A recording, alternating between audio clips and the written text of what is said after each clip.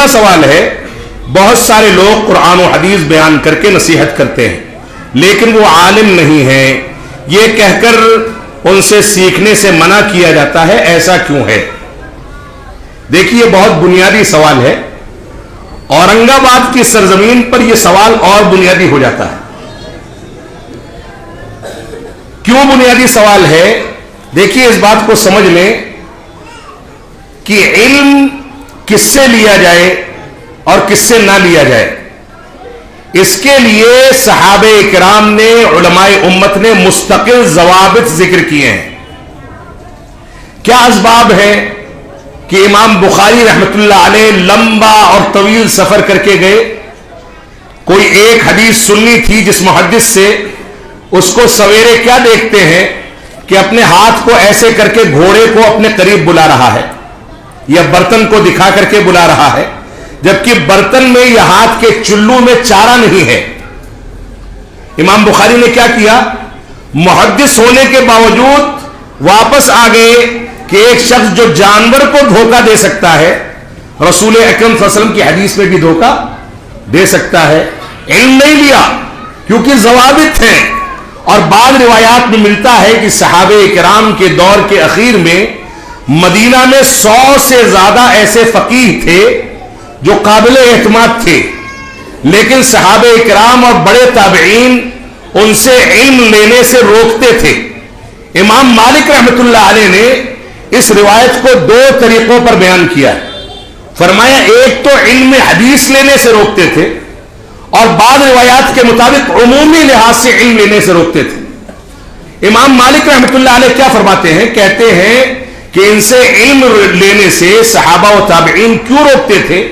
یہ 100 سے زیادہ لوگ جو متقی پرہیزگار قابل اعتماد ہیں، لیکن ان سے علم لینے سے روکا جاتا تھا کیونکہ ان لوگوں نے علم اپنے علماء سے یا اساتذہ سے حاصل نہیں کیا تھا، بلکہ کتابوں سے پڑھ لیا تھا، کتابوں کا مطالعہ کر کے عالم بن گئے تھے، لہذا ان کو اپنی ذات کی حد تک علم سے فائدہ ہو سکتا ہے، لیکن وہ کسی دوسرے کے سامنے علماء کی اجازت کے بغیر، علماء کی توثیق کے بغیر، علماء کے بیان اور اجازت کے بغیر وہ کسی دوسرے کے سامنے علم نہیں بڑھا سکتے۔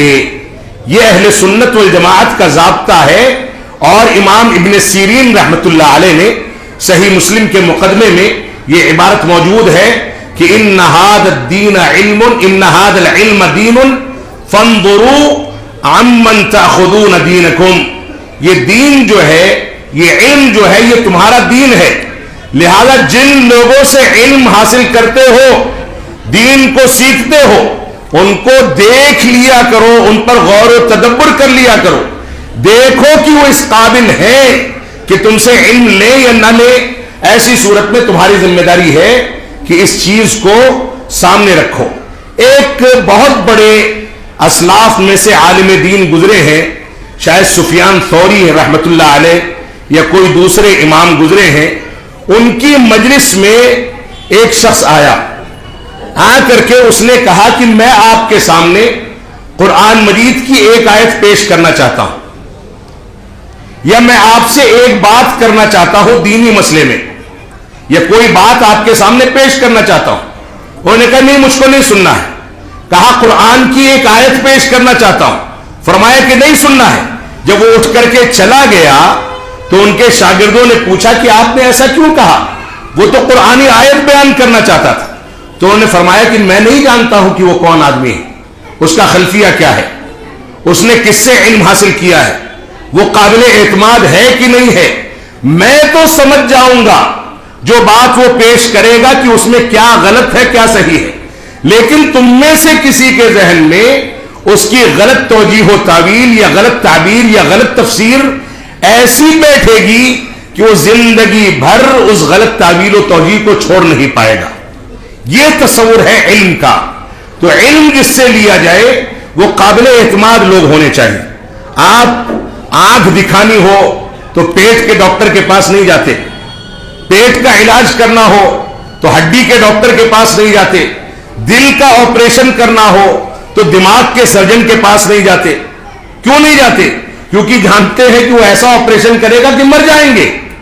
تو دین جو سب سے اہم اور قیمتی سرمایہ ہے، اس میں غیر متخصص یا غیر علماء کے پاس جا کر کے آپ دین کیسے حاصل کر سکتے ہیں؟ اور صحابہ کرام میں یہ چیز موجود تھی. صحابہ کرام کے پاس جب کوئی سوال کرنے آتا تھا تو اللہ کے نبی صلی اللہ علیہ وسلم کے گھر کے رازوں کے بارے میں پوچھے تو عائشہ صدیقہ بتائیں گے. وراثت کا مسئلہ ہے تو فلاں صحابی رسول بتائیں گے. ایمانیات کا مسئلہ ہے تو فلاں صحابی رسول بتائیں گے. میراث کا مسئلہ ہے تو فلاں بتائے گا. یہ لوگ احالہ کر دیتے تھے کہ فلاں کے پاس جا کر کے سمجھ لو. صحابہ کرام علم میں تمام علوم میں گہرائی کے ساتھ واقفیت رکھتے تھے، لیکن زبان تب تک نہیں کھولتے تھے جب تک پورا یقین حاصل نہ ہو جائے. اس وجہ سے ہماری یہ ذمہ داری ہے کہ ہم اس بات پر غور و تدبر کریں.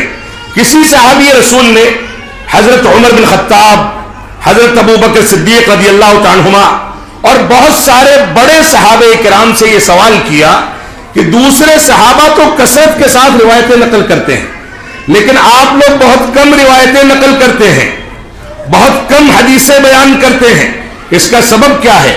تو ان لوگوں نے کہا کہ میں ڈرتا ہوں کہ رسول اکرم صلی اللہ علیہ وسلم کی وعید من کذب علی متعمدا فلیتبوأ مقعدہ من النار، کہ جس نے میرے اوپر جان بوجھ کر کے جھوٹ باندھا، جھوٹ کی نسبت کی، وہ اپنا ٹھکانہ جہنم میں بنا لے.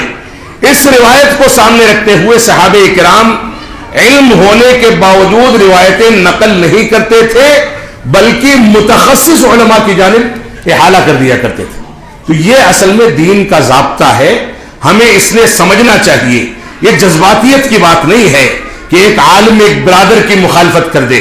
یہ جذباتیت کی بات نہیں ہے کہ علماء یہ کہیں کہ فلاں سے علم نہ لیا جائے. یہ جذباتیت کی اور عاطفت کی بات نہیں ہے کہ ہم آپ کو یوں ہی روکتے ہیں کہ فلاں کی ٹی آر پی یا اس کے ویوز بڑھ جائیں گے، نعوذ باللہ من ذالک. ہمیں کسی سے عداوت اور دشمنی نہیں ہے، بلکہ ہم دین کو اس کے اصولوں پر آپ کے سامنے پیش کرنا چاہتے ہیں.